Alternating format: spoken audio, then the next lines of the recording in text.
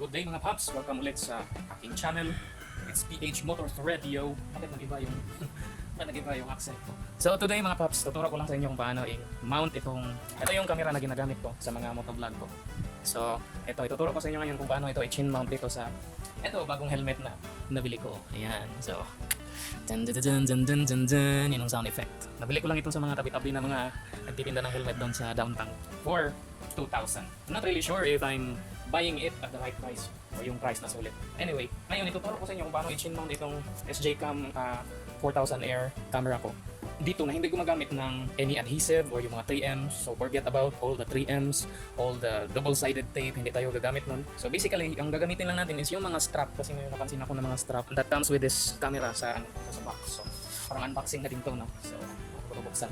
Ito yung box that comes with the camera and it basically contains manual kung ano yung mga nasa laman ng ano, and eto marami silang sinama talaga ng mga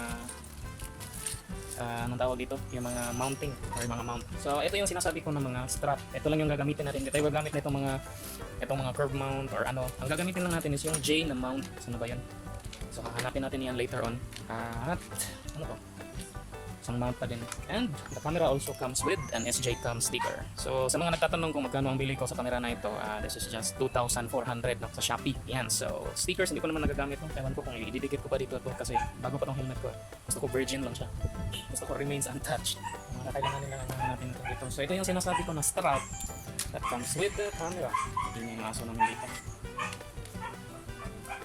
So basically ang magagamit, let's see if magagamit pa natin lahat. Okay. So ito yung gagamitin natin. At then, parang may mga velcro ba tawag dito? Yung mga naglalak ng ganito. Yan. So again, forget all about the 3Ms, forget about the velcro, forget about the, ang tawag doon, sugro, yung parang clay na minomold nyo dito sa chin kasi yung type na helmet na nabili ko, hindi pwedeng maglagay ng mount kasi magkakaroon ng space Pakita ko sa inyo. So, dito yung curve mount. Ito yung curve mount, kita nyo. So curve siya. At ito naman yung para sa pang flat na surface. Definitely hindi natin ito magagamit sa helmet na ito kasi itong gagamitin natin dito sa front. Ayan, so magkakaroon siya ng space. Kita nyo, may puwang. So need pa natin i-fill yung space dito. And usually, ginagawa nila is gumagamit sila ng, yung iba gumagamit ng anong tawag doon, yung sugro. So ayaw kong gumamit nun, kaya actually may use na ako na ano dito kasi nagamit ko na to. Ngayon pinapakita ko lang, parang brand new lang, naka-pack pa lahat ng mount. So ito lang talaga yung ginamit ko. So as you can see, tinanggal ko na yung 3Ms na naka-attach sa ano na ito, sa mount na ito. Flat na mount, curve na mount ito. Tinanggal ko yung 3M. So parang ganito lang to. Tinanggal ko lang yung 3M niya para magkaroon talaga ng space kasi masasagad tong space dito pag ayun, ginamit na natin tong mga straps. So paano nga ba? Ang misteryo. So yun guys, gas. So ito yung paano ko minamount. So itong dalawang strap na parang velcro. Ito sila, mga ganyan. Ang ginagawa ko is, di ba ito may parang sabitan siya ng mga strap dito sa gilid. Gagawin natin, ito yung front niya, ito yung dapat makaharap sa dito sa chin. Ito yung parang dito naka-mount. So, babalik na rin natin tapos itong mga velcro natin. Papasok natin dito. Again, velcro straps. Hindi tayo gagamit again ng mga double-sided tape, etc. So, make sure lang natin na baliktad pa. Ayan. So, make sure lang natin na pag nag-close tayo dito, pag nag-lock is same height naman. So dito natin siya parang, ayan. So yan yung parang distance niya dapat. Tapos itong parang sumobra, dalawang beses ipasok din natin siya dito. Ayan. Tapos, ito yung tip na maglalak talaga dito. So make sure na wala masyadong space dito. Or para sturdy talaga siya pag minount natin doon. Actually, it's really up to you, no? Pwede natin itong dalawang velcro, ganitong gawin natin first, or pwedeng itong strap na ito. So isang strap lang talaga yung gagamitin natin, okay? So make sure lang natin ayan. So ganito yung dapat, yung parang bibig niya is parang andon, naka-face din doon. So ganyan siya. Ito yung back ng ating ito yung back ng ating mount at ito yung ating strap. So itong parang ngipin nito naka-face doon. Ganyan natin siya i-mount. So pag ganyan, ayan. So ipasok natin siya diyan. Basically ito lang yung process talaga. Tapos saka natin ipasok muna natin itong ilang velcro strap. So again, kunin muna natin bakit pala ito nababaliktad. Ayan, dapat pala ganyan siya. So kunin yung parang kulangin. So, sumobra din. Yan, so yan na yun. At, yung tip na to, pasok natin dito. Tapos, saka natin ilalak yung dalawa. So, hila lang. Dapat talaga na mahigpit siya. Ayan, so nakalak na yan. At hila lang din dito sa isa pang velcro. Tsaka natin ilak din. Ayun. So, ito na yung magiging forma talaga, para lang siyang relo, no? Kita nyo? Power Ranger. So, ang gagawin natin is, itong ngipin niya, dapat dito yan napapasok. So, tanggalin muna natin to. Kung merong ganito, hindi ko alam kung anong tawag dito, basta need natin tanggalin. Kung merong ganito sa helmet mo. So, yan, tinanggal ko na para ay, ganito po. Yan. At para din mabalik natin to, ang gagawin natin pala is, anong tawag dito, bubutasan natin to para mapasok mapasok at lumabas yung parang button kasi may lock kasi to. Ayan mga paps, so nabutasan ko na siya dito, no? And hopefully kakasya to dito sa parang buton or butones. So yun, akmang-akma. So malalak na natin itong parang air scoop ng helmet dito. Ayan, perfect. So ayan, nakalak na siya. Now, ang susunod naman nating problema mga paps ay, so ito yung susunod nating problema kasi parang mapipresto ito doon pag, ayan, ganitong ginawa natin, no? Pag masdang mabuti mga paps. So pag nilock natin siya ng ganyan, so ayan, mapipress siya or parang mabibinat ang tawag mo, mas stretch. So dahil mas stretch siya, gusto ko intact pa din siya dito, kailangan natin itong tanggalin. Okay, tanggalin natin at natanggal na natin. Ang gagawin natin, dahil may mga, ayan, so may mga tahi siya dito, natanggalan lang natin ng parang portion lang na size ng strap or kasing size ng strap dito. Okay, yan. Ayan, so I'm back mga paps with a kutsilyo or a knife. So gagawin natin is parang tatastasin or puputulin na natin itong mga tahi dito. Saan ba yun? So magkakat lang tayo dito ng parang portion na, ayan, so itong mga tahi dito. Ayan, kakat lang natin para magkaroon ng space. Pwede na siguro itong bunutin dito. Ayan mga paps, so nalagyan na natin siya ng space dito. So ayan, problem is solved. Correction lang pala. So dapat itong parang lock pala ng ating strap, dapat pag pinasok natin itong parang pag pinasok natin yung strap natin dito sa likod, dapat ganito pala yung direction. So ito yung likod ng ating mount, ito naman yung likod or parang ngipin. Yung ngipin ng ating lock, ng ating strap, dapat naka-face sa atin, tapos dito natin ipapasok sa ibaba.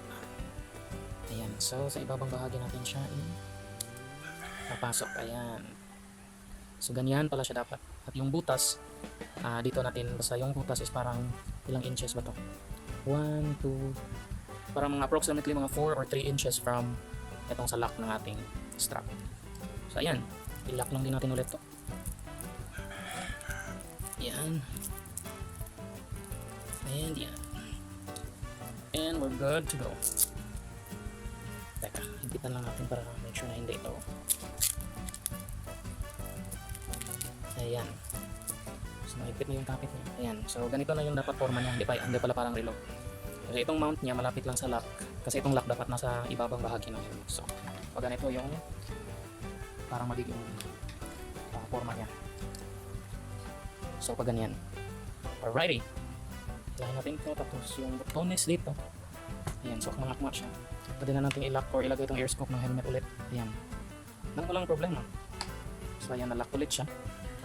At dito naman, dahil nabutasan na natin yung press lang natin. So dahil may space na tayo dito, ang gagawin na natin is itong tape ng ating strap. Ayan, papasok natin dito sa ginawa natin na space. Ayan, so ganyan dapat. So ayan, nakalabas na siya. Saka natin ipapasok ulit yung parang chin cover natin dito. So hindi na siya mapipress kasi dito na yung niya, yung pressure pag nilock natin. So hindi na siya magaganito. Ayan, so make sure lang natin, itatago natin ito dito sa parang rubber na cover. Ayan, malinis na malinis. At itong lock naman, gagawin natin is, so ganito, ipasok lang natin siya dito. And pag nag-lock kayo, hila lang pa ibaba. So ganyan. So hila. Ayan na siya, sturdy, diba? Hindi siya masyadong matalaw. At hila, tapos press dito para malak. Ayan. And that's basically it. So it works using any velcro strap na. Importante lang naman talaga is yung ilalagay natin dito sa likod. Ngayon naman, very easy lang. Hanap lang tayo ng parang gagamitin natin is yung J na mount. Yan, ito. Ito yung akmang-akma talaga dito sa mount natin. So, lagay natin siya dito. At isa pa ulit na female. Female na, hanapin natin nasa ba yun. Female kasi, hindi ito. Diba? Tingnan nga natin. Ang female kasi, pag ginanyan mo, hindi siya. Hindi ito kasi. Dapat, yung female, pagka ganun, ganoon pa din yung strap niya. Pag ganun. So, hanapin natin yung, ito pala yun. Yan. Saan ba yung mga lock dito? So, ito pala yung mga lock. Again, that comes with the SJ4000 air camera. So, ang first na mount natin, i-lock lang natin. Ganyang angle.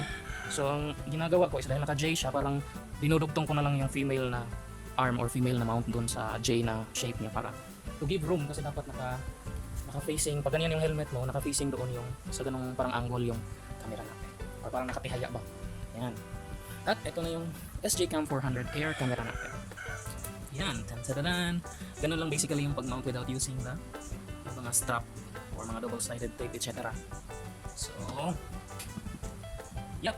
Oh, kita nyo dito, malinis na malinis. Ayan. So, lumabas lang siya, hindi na press dito. At saka yung air scoop ng helmet, ayan. Malalak pa din natin dito. Yan nga lang, ang disadvantage dito is dahil may nakalabas na strap dito. Yung hangin papasok. Ayan. Papasok pa din somehow, especially if yung patakbo nyo is mabilis. Yun lang.